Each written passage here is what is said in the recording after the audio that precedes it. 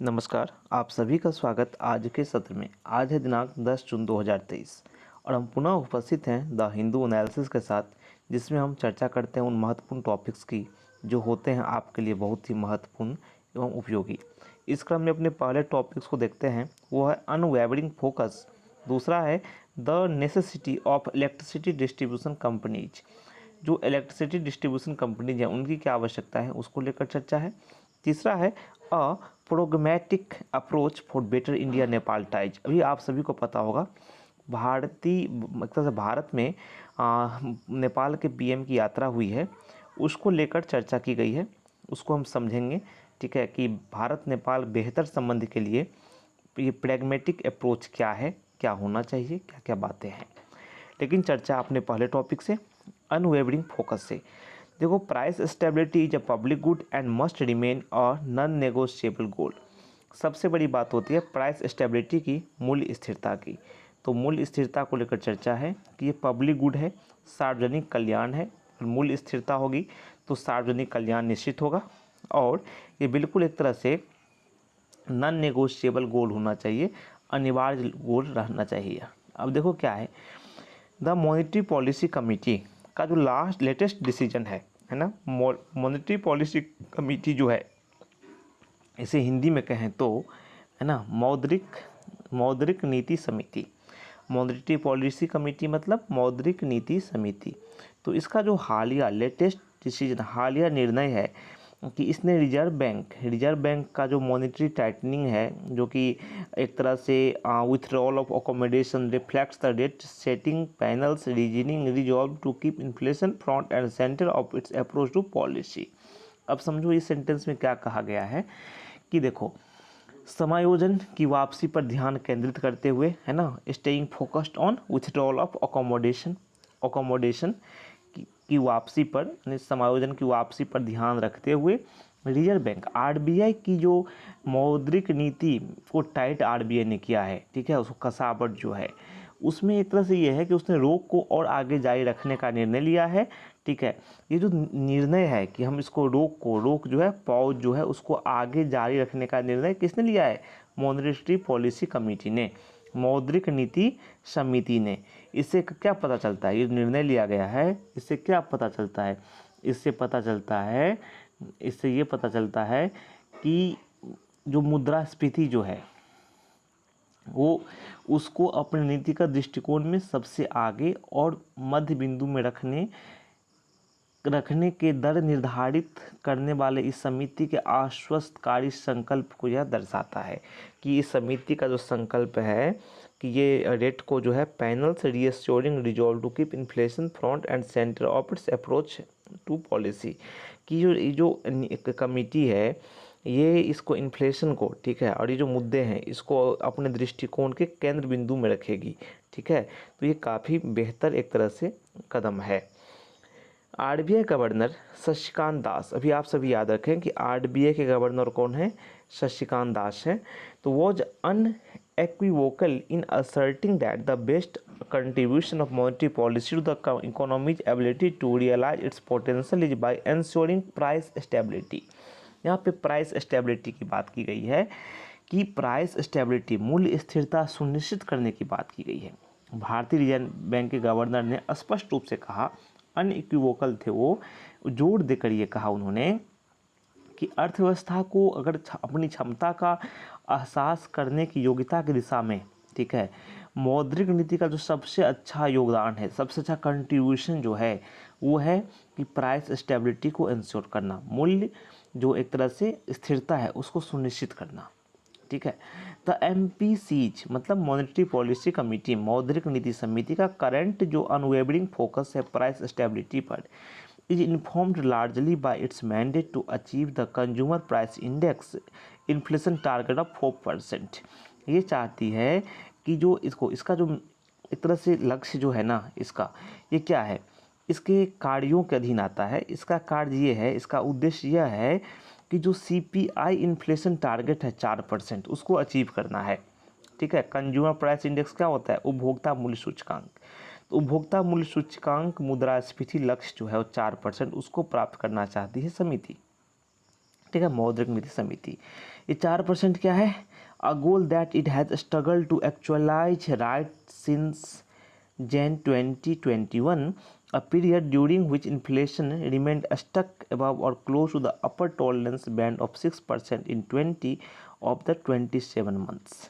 ये देखो कि यहाँ पे बात की गई है कि Jan 21 से बात की गई है, एक ऐसा अवधि था ये जब इन्फ्लेशन जो है था ना, वो बिल्कुल एक तरह से जो 6% का अपर टॉलरेशन बैंड है, ठीक है, उसके ऊपर रहा, है ना, उसके ऊपर रहा या उसके नज़दीक रहा 27 महीने में से 20 महीने में, 27 महीने में से 20 महीने में।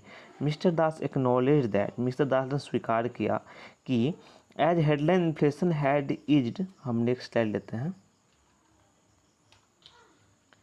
ठीक है। अब देखो यहाँ पर कि in March and April, showing to 4.7% in the first month of the current fiscal year from bruising 6.7% average pace in 2022-23. Retail price gains were still above the target and expected to remain so according to the RBI projection for 2023-24।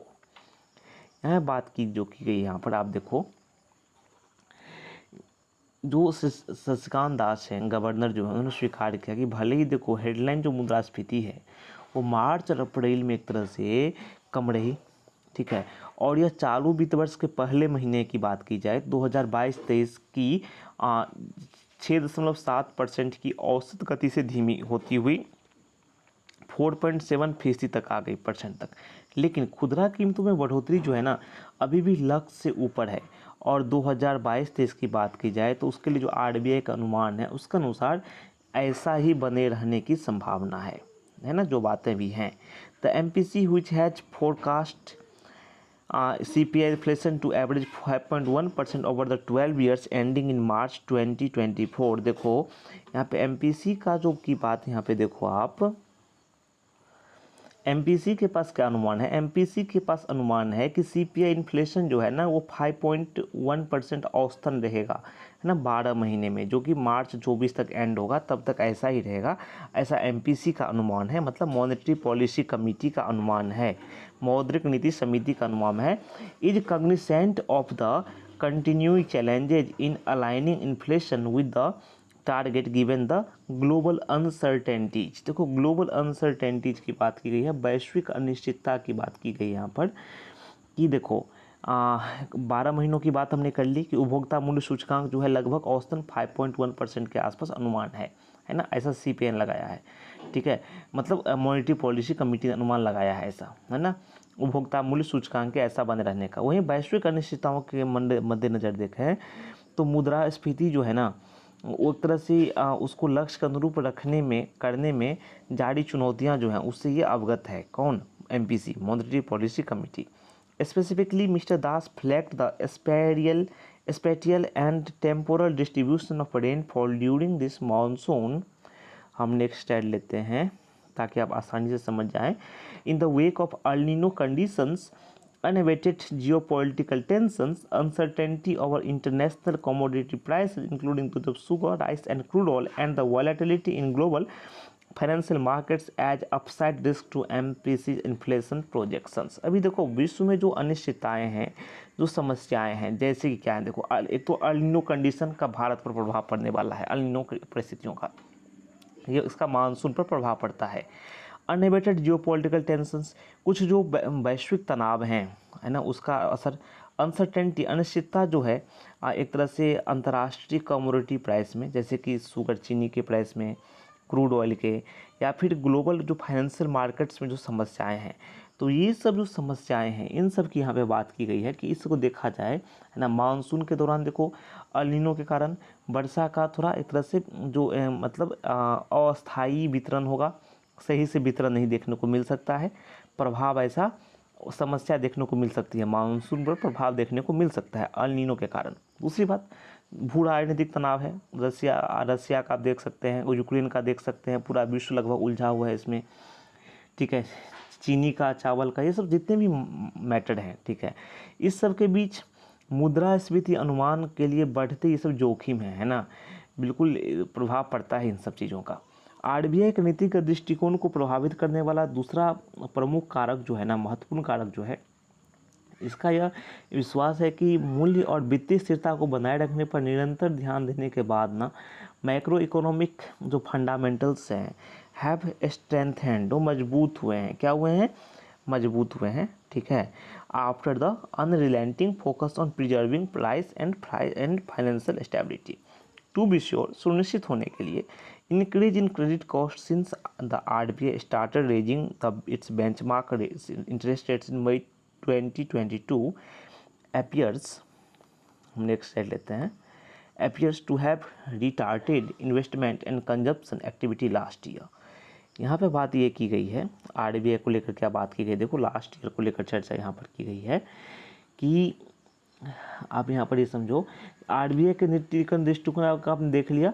ये देखो निश्चित रूप से RBI ने जब मई 2022 अपनी मानक ब्याज दरों को इंक्रीज करना स्टार्ट किया, तब से देखो ऋण कॉस्ट जो है उसमें हुई बढ़ोतरी हुई। और उसने क्या किया, पिछले साल लास्ट ईयर निवेश और जो कंजप्शन वाला मैटर था उससे संबंधित गतिविधियां थी उसको धीमा कर दिया है। ठीक है। दूसरी बात देखो आप कि पर्टिकुलरली एमएसएम, दूसरा ये देखो कि bank credit data show the pace at growth in loans to industry. अब देखो बैंक क्रेडिट डेटा क्या बताते हैं हमें, बैंक क्रेडिट डेटा जो है ना, को बैंक क्रेडिट डेटा जो है ना, तो उससे हमें ये पता चलता है बैंक क्रेडिट डेटा से वो एक तरह से लोन में है ना, इंडस्ट्री को जो लोन की प्राप्ति है उसमें एक तरह से ग्रोथ हुई है। ठीक है, उसको देखा गया। इंडस्ट्री के मामले में विशेषकर एमएसएमई है या मीडियम सेक्टर से है, उसको एक तरह से लोन में वृद्धि हुई है। स्लोड अप्रिशिएबली लास्ट ईयर, है ना, जो कि क्या हुआ, स्लो हुआ है, कम हुआ है। ठीक है। The sequential contraction in estimated private consumption spending in the fourth quarter of the last physical year also likely to have been to some degree a fault of the higher borrowing cost. Still, as Mr. Das emphasized, policy makers can ill afford to take their eyes off inflation। देखो mister दास जो हैं उन्होंने कहा कि देखो अब समझने की बात यहाँ पर ये हो जाती है कि मध्यम स्तर के उद्यमों को ऋण में बढ़ोतरी की रफ्तार है पिछले साल धीमी रही, हालांकि अच्छी रहनी चाहिए थी, है ना, विशेष रूप से जो एमएसएमई है ना। उसके बाद आप देखो कि पिछले वित्त वर्ष की चौथी तिमाही में जो अनुमानित निजी उपभोग खर्च है उसमें संकुचन, कंट्रैक्शन देखा गया। ठीक है, वो भी कुछ हद तक उच्च उधार लागत का रिजल्ट रहा होगा। फिर भी अब देखो यहाँ बात समझने वाली ये है कि नीति निर्माता जो हैं, जो पॉलिसी मेकर हैं, वो मुद्रास्फीति से अपनी नज़र हटाने का जोखिम नहीं ले सकते। ठीक है, उन्हें इस पर नज़र देना ही होगा। ठीक है, वो उससे पीछे नहीं बच सकते। Price stability after all public good, price stability, मूल्य स्थिरता बिल्कुल एक तरह से पब्लिक के हित में है। And achieving durable disinflation must remain अ, इसको हम कंप्लीट करते हैं, remain a non negotiable goal specially amid widening income inequality and high levels of joblessness. देखो यहाँ पे क्या बात की गई है कि जो इनक्वलिटी है, ठीक है, असमानता है, वो बढ़ रही है। दूसरी बात की जॉबलेसनेस है, बेरोजगारी का जिस प्रकार से ऊंचा बढ़ता स्तर है, तो कुछ बड़ी समस्याएं हैं। तो मूल्य स्थिरता आखिरकार सार्वजनिक कल्याण की भावना वाली है और टिकाऊ मुद्रास्फीति की स्थिति को हासिल करना बिल्कुल लक्ष्य बना रहना चाहिए लोगों का। अब विशेषकर आय में बढ़ती जो असमानता है और व्यापक बड़े पैमाने पर जो बेरोजगारी है, उसके बीच तो ये प्राथमिकता होनी ही चाहिए। ठीक है, तो ये समझने वाली बात है। अब हम क्या करते हैं, नेक्स्ट जो तुम्हारा स्लाइड है कि necessity of electricity distribution companies, इसको हम ब्रीफ में थोड़ा समझ लेते हैं। इसमें हमारे लिए क्या क्या बातें हैं, है ना, जो हम सीख सकते हैं, जो हम जान सकते हैं। देखो इलेक्ट्रिसिटी जो डिस्ट्रीब्यूशन कंपनीज हैं उनकी आवश्यकताएं क्या हैं, ठीक है, उसको लेकर चर्चा है ना, जो हमारे पास एग्जाम पॉइंट ऑफ व्यू से जानकारी होनी चाहिए, है ना, क्या क्या हम ले सकते हैं। आप इसमें निहित मुद्दे समझो क्या क्या इसमें है। देखो यहाँ पे सबसे लेफ्ट साइड में स्क्रीन पर देखो, द इलेक्ट्रिसिटी एक्ट 2003 से मामला शुरू होता है। विद्युत अधिनियम 2003, इसमें राज्य विद्युत बोर्डों को भंग करने की रूपरेखा तैयार की गई। एक तरह से इसने क्या हुआ, देखो इसमें इसके तहत क्या किया गया, अलग अलग कंपनियों में उत्पादन, वितरण, पारेषण को अलग कर दिया गया सभी को। ठीक है, उसके बाद देखो इसका एक तरह से उद्देश्य ये था कि बिजली उत्पादन को लाइसेंस मुक्त कर दिया गया, लेकिन पारेषण और वितरण जो है वो लाइसेंसीकृत और विनियमित गतिविधियां बनी रही। इसका जो उद्देश्य था वो कि प्रतिस्पर्धा को प्रोत्साहित करना था, उपभोक्ता हितों की सुरक्षा करना था। तो ये सब बातें इसमें थी, है ना। यूके मॉडल की बात ये है कि यूके की बात करें उसकी भी चर्चा इसमें की गई है। भारत की स्थिति जो है वो थोड़ा अलग है, ठीक है।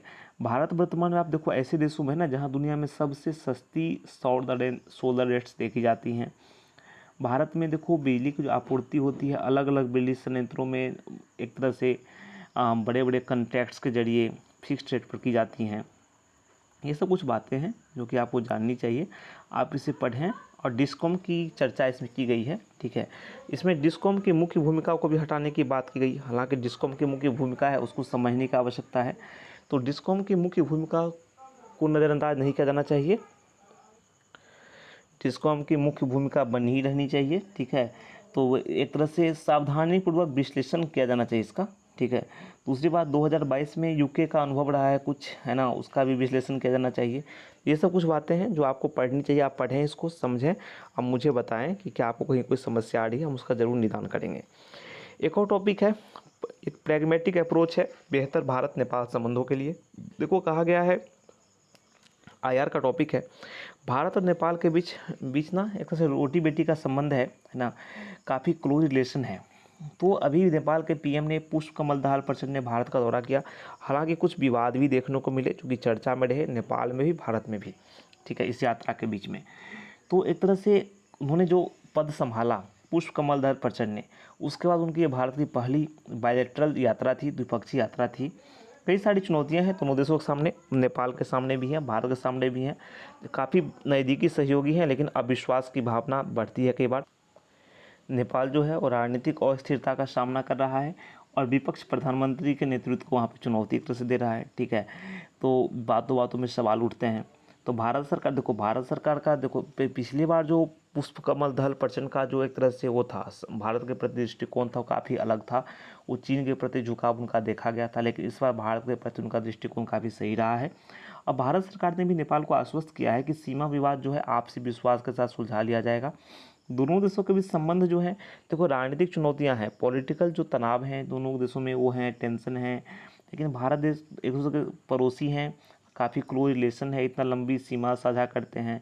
दोनों देशों के बीच सहयोग भी है, चाहे अंतरिक्ष प्रौद्योगिकी की बात की जाए, टेलीमेडिसिन की, टेली एजुकेशन की, ई गवर्नेंस की, ठीक है, रिसर्च इंस्टीट्यूट्स है, कई सारी क्षेत्रों में सहयोग है, ठीक है।